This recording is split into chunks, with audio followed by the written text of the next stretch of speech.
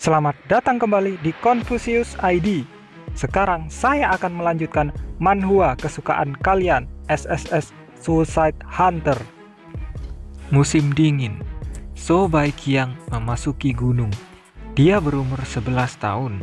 Adik kecil, tidak ada yang akan memaksamu untuk melakukan apapun. Markas besar kultus iblis. Tempat kakek tua itu membawanya seperti surga. Bahkan ketika dia tidak melakukan apa-apa, dia tetap diberi makan di pagi hari dan sore hari. Dia diberi kasur hangat, bahkan tidak ada orang yang mendisiplinkannya. Makanlah saat kamu mau, tidurlah saat kamu mau tidur, bermainlah saat kamu ingin bermain. Baiqiang, jalani saja yang kamu inginkan. So Baiqiang bingung. Tempat ini mungkin adalah surga yang dia dengar di dalam legenda. Semua orang dewasa di sini sangat baik. Anak-anak seusianya menyeringai lebar. Mereka tidak memaksa kita melakukan apapun. Apakah mereka mencoba membesarkan kita sebagai budak? Idiot, sudah setahun sejak aku berada di sini. Dan mereka tidak melakukan hal seperti itu. Ada banyak anak yatim piatu di surga selain dia. Sangat banyak, bahkan ada lebih dari 2000 anak. Selanjutnya, 1 atau 2 anak memasuki gunung tersebut setiap hari. Suatu ketika, saat kelaparan, puluhan dari mereka masuk dalam 1 hari. Apakah begitu banyak anak yatim piatu di dunia? So Baiqiang membuka bibirnya. Bagaimana kalian sampai di sini? Ada keheningan. Anak-anak menatapnya. Lalu dalam sekejap mereka membuka mulut. Pertaniannya terlalu buruk. Ibuku bekerja di distrik Pepal Ganbul. Aku tidak ingin membicarakannya. Kenapa aku harus memberitahumu? Di malam hari, pencuri dengan pedang menyerang kota. Penduduk desa tiba-tiba jatuh sakit. Mereka terus memukuliku. Aku kabur. Kelaparan, misi, anak haram, bandit, pandemi, penyalahgunaan. Setiap kali anak-anak membuka mulut, racun mengalir. So Baiqiang bingung. Racun yang dibasahi rasa lapar terasa pahit. Racun dengan kebencian untuk panggilan seseorang terbakar. Racun anak haram sangat ganas. Racun ditusuk oleh leher banit itu dingin. Racun yang tumbuh dari wabah itu jahat. Racun yang diasinkan dengan... Apakah ada begitu banyak racun di dunia? Apakah semua kepahitan, panas, sakit, dan busuk dari dunia berkumpul di sini? Lalu, tempat apa ini? Bagaimana ini bisa menjadi surga? So Baiqiang ingat. Apakah kalian senang sekarang? Itu adalah toples of solitude. Apakah kamu baik-baik saja sekarang? Masukkan kodok, ular berbisa, tarantula, lipan, semut api, tawon, dan segala jenis serangga beracun ke dalam toples. Lalu tutup rapat. Ular berbisa menggigit katak. Katak memakan tarantula dan bisa memakan satu sama lain sampai akhirnya hanya satu yang bertahan. Biarkan istirahat untuk membuat racun pamungkas. Ya, anak-anak tertawa ceria. Karena aku bisa makan nasi setiap hari. Aku tidak harus bekerja untuk ibuku. Aku selalu baik-baik saja. Ya, tidak ada pencuri di sini, bukan? Bahkan jika sakit, dokter akan mengobatinya. Tidak ada yang memukuliku. Aku suka itu. Kodok, ular berbisa, tarantula, lipan, semut api, tawon. Anak-anak membuka mulut mereka dan tertawa. Tapi di mata So Baikiang, teman-temannya tampak seperti hewan dan serangga beracun. Benar, tempat ini tidak seperti surga. Itu hanya toples untuk memelihara kesepian satu orang. So Baikiang diam-diam meletakkan tangannya di dadanya. Dingin sekali. Itu bukanlah sesuatu yang bisa dihangatkan dengan bubur pagi yang hangat, sup malam, atau selimut tebal. Es yang tidak akan pernah memanas terkubur di tengah-tengah hatinya. Itu hatinya. Ibunya pergi. Salju mulai turun. Ibunya tidak berhenti pergi. Seperti dia, salju tidak berhenti. Sejak hari itu, So Baikiang tidak cocok dengan teman-temannya.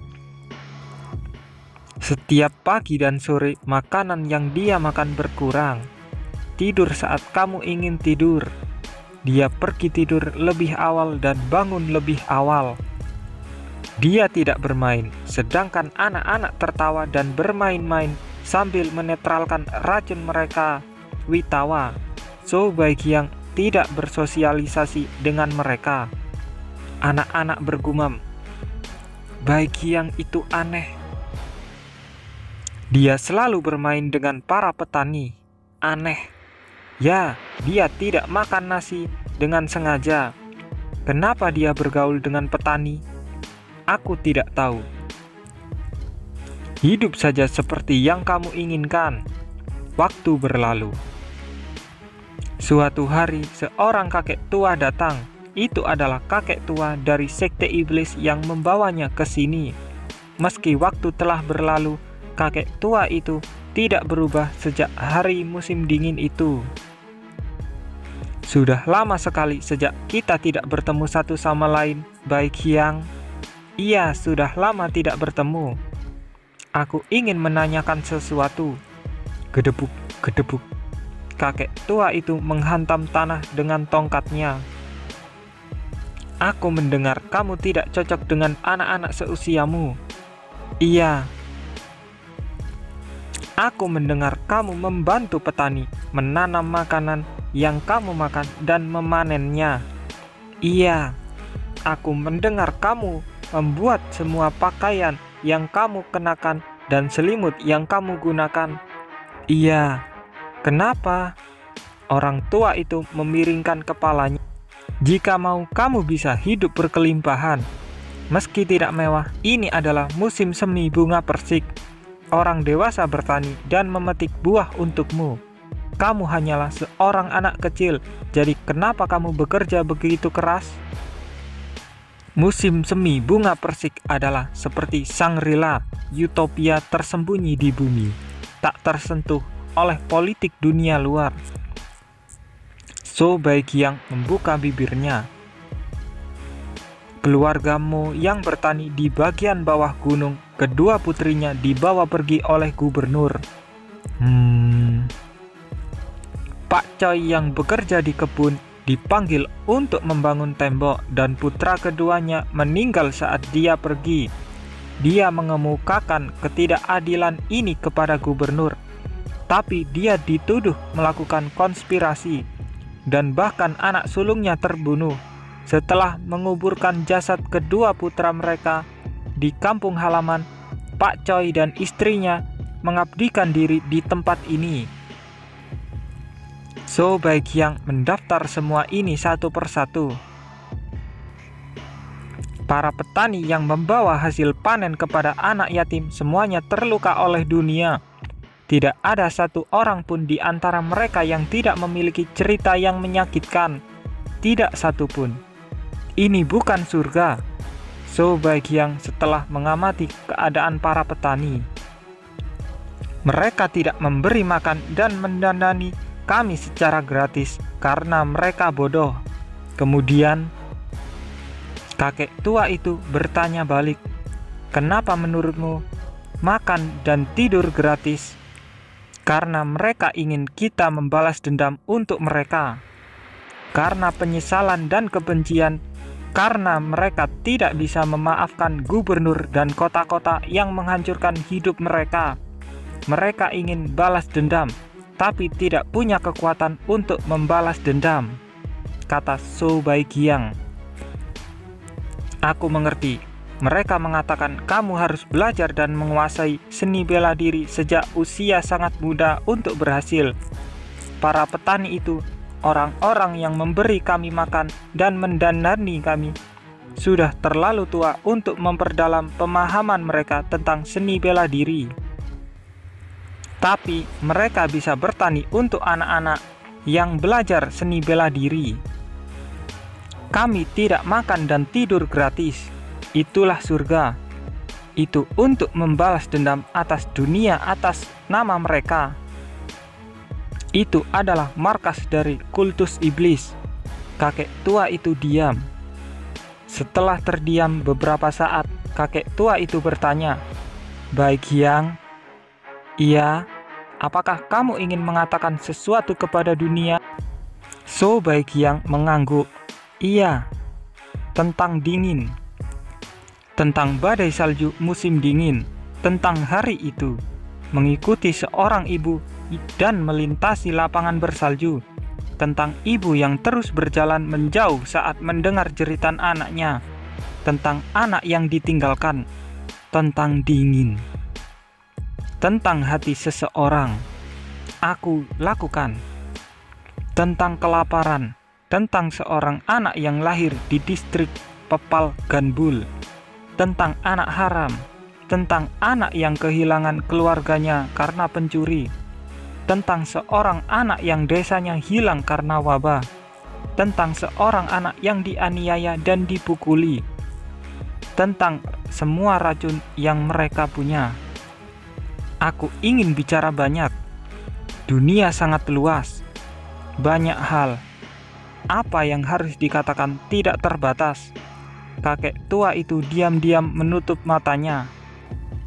Apakah begitu? Aku kira kamu melakukannya.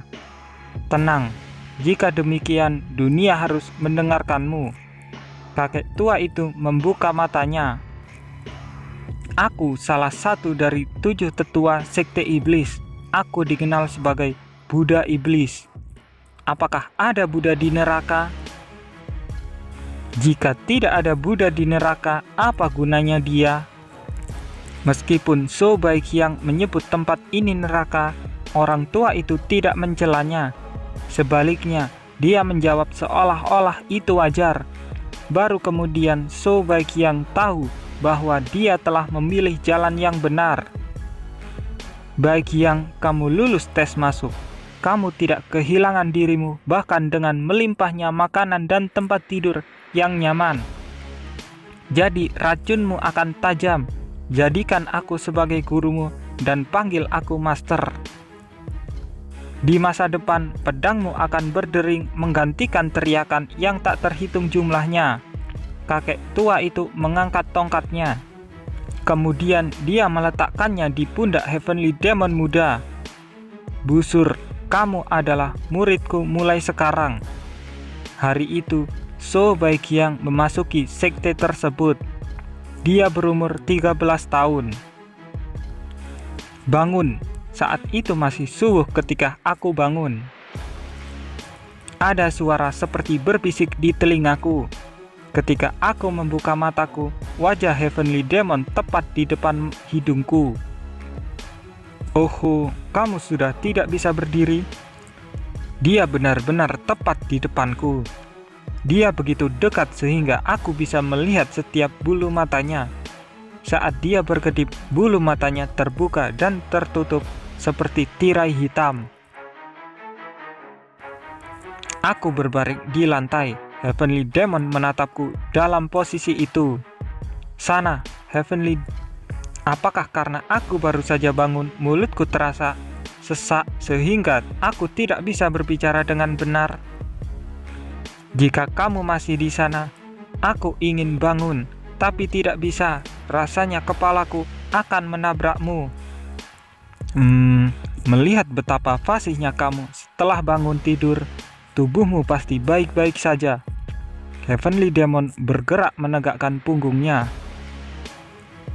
Pergilah ke pemandian air panas dan mandi. Cuci pikiran dan tubuhmu dengan segenap hatimu. Baiklah, aku akan menunggu di pintu masuk gua. Heavenly Demon berbalik dan pergi. Aku tidak punya apa-apa untuk dikatakan. Punggung kecil Heavenly Demon menghilang ke sisi lain. Aku tinggal di dalam gua, tercengang. Anggota party lainnya tidur di sana. Onyang.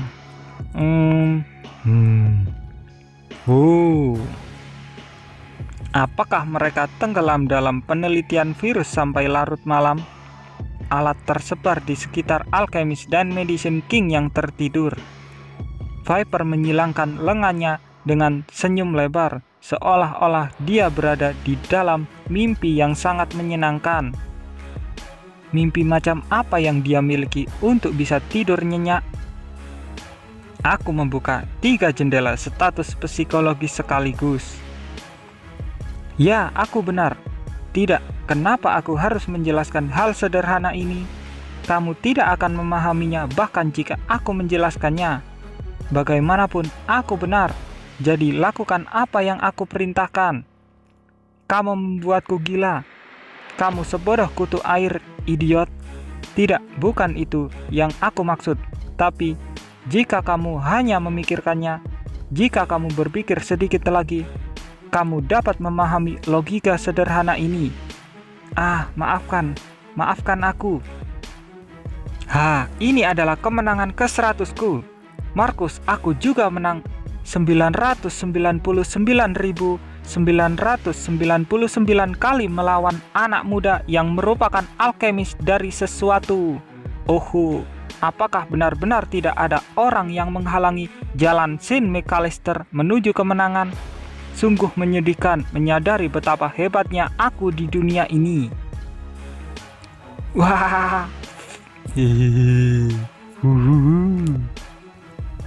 Oke, aku seharusnya tidak membangunkan mereka. Aku berpikir bahwa aku tidak boleh menyentuh yang terakhir. Aku membasuh tubuhku dengan hati-hati dan keluar. Shiny, Bai Huryong menahan nafas sepanjang waktu. Langit putih membayangi kami saat fajar tercampur dengan salju di Cakrawala. Saat keluar dari gua, aku melihat dunia yang tertutup salju. Heavenly Demon berdiri di tengah lapangan bersalju. Dengan tangan disilangkan, dia menatapku dari atas ke bawah, dari kepala sampai ujung kaki. Apakah kamu mandi dan sudah bersih? Iya, aku membersihkannya sampai aku merasa bahkan pikiranku dibersih. Aku benci orang yang berbicara dengan baik. Wanita itu mengerutkan kening, mengerutkan alisnya seolah dia menganggapku tidak memuat. Dan kamu terlalu pandai berbicara, lidahmu terlalu ringan. Aku khawatir jika temperamenmu lebih sebagai penipu daripada orang baik. Benarkah begitu? Aku tidak pernah berpikir kalau aku memiliki bakat berbicara. Namun Black Witch yang menempati posisi kedua dalam peringkat juga memberitahuku, mengatakan kalau aku pandai berbicara. Apakah aku terlahir dengan bakat yang tidak aku ketahui? Saat aku terkunci dalam pikiran ini, Heavenly Demon menyipitkan matanya ke arahku, tidak senang. Aku juga membuka jendela status psikologisnya. Terlepas dari lidah peraknya, wajahnya masih bodoh setelah dia mandi. Jadi dia sama sekali tidak imut. Dia adalah gambaran dari anggota Hao Munju. Apa Hao Munju? Hao Munju adalah sekelompok pencuri, pencopet, nyawa rendah, dan lain-lain. Kebanyakan tanpa kehormatan. Ikuti aku. Aku mengikuti Heavenly Demon, menjaga dia di depan mataku. Saat kami melintasi padang salju, Heavenly Demon berkata, "Jika kamu ingin memakai pakaian kultus iblis, kamu harus melewati banyak ujian. Meskipun kamu telah membuktikan kualifikasimu, bukan berarti kamu telah lulus ujian. Ujian pertama kami adalah, apakah ini ujian kenyamanan? Gedebuk. Mungkin aku membayangkannya, tapi langkah Heavenly Demon sepertinya goyah. Kamu mengasuh anak-anak, membesarkan mereka, dan memberi makan mereka secara gratis. Anak-anak yang menetap dan puas dengan ini dibesarkan oleh para petani, pengrajin, dan lainnya di sisi pendukung sekte. Mereka akan tumbuh dan mendukung kultus iblis. Tapi beda kalau lulus test of comfort. Kemudian kamu diakui sebagai murid sekte tersebut. Mereka adalah anak-anak yang secara resmi mempelajari seni iblis. Pada saat ini, mereka mengatakan kalau mereka benar-benar telah memasuki kultus iblis. Bagaimana kamu tahu? Aku dibunuh olehmu pada saat terakhir, dan aku melihat traumamu. Aku tidak bisa mengatakannya, jadi aku hanya tersenyum. Aku tahu cukup banyak. Betapa acuh tak acuhnya surga itu, hubungan terakhir yang akan kubuat, dan mereka memberiku hal yang licik sepertimu. Haruskah aku benar-benar menerima celaka seperti Haumun ini ke dalam sekte? Bai Huryong mengangguk dari samping. Ya, zombie memang terlihat seperti skrup Haumun. Karena itu adalah Heavenly Demon, dia memiliki mata yang baik untuk orang lain. Hah? Apa yang sedang kau bicarakan? Jika kamu hanya skrup, kamu akan kehilangan minat terlalu cepat. Tapi jika kamu menjadi aneh, kamu tidak berhenti, jadi lebih buruk lagi. Apakah ini pujian atau apakah ini penghinaan? Kapanpun aku bertanya-tanya, apakah seseorang memujiku atau mengutukku, aku hanya menafsirkannya sebagai pujian. Ada masa-masa sulit. Saat ini orang terlalu pelit dengan pujian. Bukankah seharusnya aku setidaknya menerima kata-kata orang dengan itikat baik? Tepat sekali, meskipun orang lain adalah hantu yang aneh, eksentrik, dan negatif seperti Bai Huryong. Aku bilang bagian dirimu itu seperti semak belukar, dasar gagak. Aku tidak tahu apa yang dia maksud. Tempat ini seharusnya cukup bagus. Ada lubang di tempat Heavenly Demon membawaku. Lubang besar, bagian tengahnya berlubang berbentuk sedikit seperti kolosium, tapi gelap seperti tengah malam karena cahaya fajar tidak dapat mencapainya. Bersukacitalah, Heavenly Demon berbalik dan menatapku. Dari yang hebat ini bersedia menerimamu sebagai seorang murid. Dunia dari sekte iblis, surga tidak akan menolak anggota jika dia memiliki kualifikasi yang baik. Kemudian, tapi aku belum bisa menerimamu sebagai murid formal. Tidak, Heavenly Demonim, kau keterlaluan. Aku datang dari jauh untuk menjadi muridmu. Aku juga menunjukkan kepadamu kalau aku memenuhi syarat. Tapi apa maksudmu aku masih belum cukup baik untuk menjadi murid formalmu? Pertama-tama kata-katamu sangat mencurigakan. Heavenly Demon menatap wajahku. Sungguh mencurigakan kalau kamu datang dari balik tembok besar. Aku juga ragu kalau kamu mengagumiku yang hebat untuk waktu yang lama. Menurut indraku, semuanya tampak seperti kebohongan.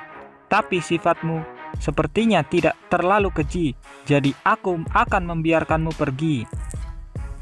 Sungguh, bagaimana orang ini punya indera yang kuat? Sejujurnya, ini aneh karena kamu sebenarnya memiliki hati yang baik. Tepat sekali, kamu benar-benar orang aneh. Sulit untuk menentukan sekarang apakah kamu akan menjadi kesempatan bagimu atau apakah aku akan menjadi kesempatan untukmu. Apa tesnya?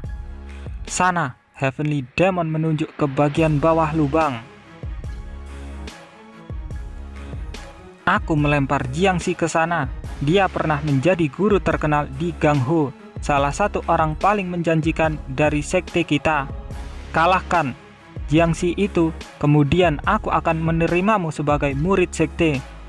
Heavenly Demon memberiku petunjuk lengan disilangkan. Bertarunglah saat kamu lapar. Apa? Seperti yang aku katakan, lawan Jiangxi, tapi hanya dengan rasa lapar di hatimu. Hanya rasa sakit karena lapar harus ada di tempat itu. Jangan biarkan emosi atau pikiran lain apapun menembus jiwamu. Suara Heavenly Demon bergema. Bisakah kamu melakukannya? Kemudian aku sadar, dia sudah menganggapku sebagai muridnya. Mengatakan kalau aku bukanlah murid formal atau murid sama sekali. Semua kata-kata itu tidak lebih dari udara panas. Di jantung Heavenly Demon, aku adalah seorang murid yang akan diajar sesuai dengan ajaran kultus iblis. Akulah yang akan mewarisi itu. Semua gerakan pedangmu harus berasal dari kelaparan, kata Heavenly Demon. Pikirkan tentang suara dan rintihan lapar, gerakan lengan dan langkah kaki orang yang kelaparan.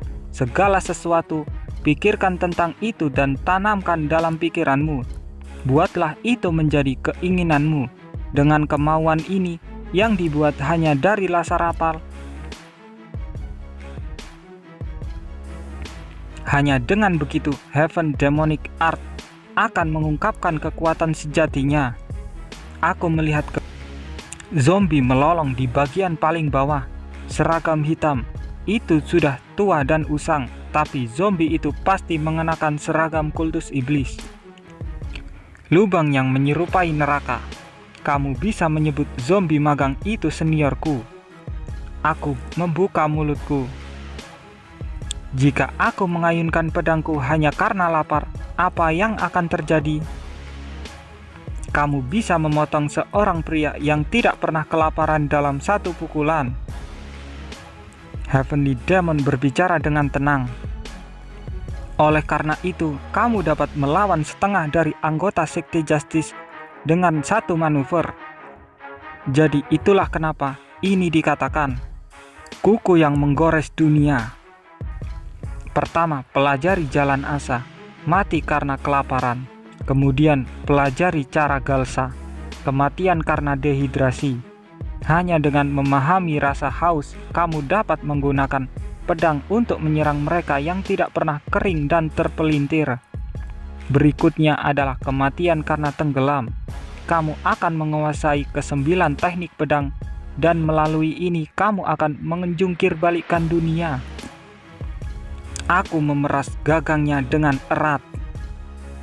Itu, jantungku berdebar kencang. Itu cukup menarik. Ujung mulut Heavenly Demon terangkat. Aku pikir itu adalah pertama kalinya aku melihat senyumnya dalam hidupku. Mungkin dia menyukai semangat juangku. Jika demikian, kenapa kamu ragu-ragu? Cepatlah dan jangan jatuh ke neraka. Dengan itu, aku melompat ke lubang zombie. Itulah lanjutan manhwa SSS Suicide Hunter.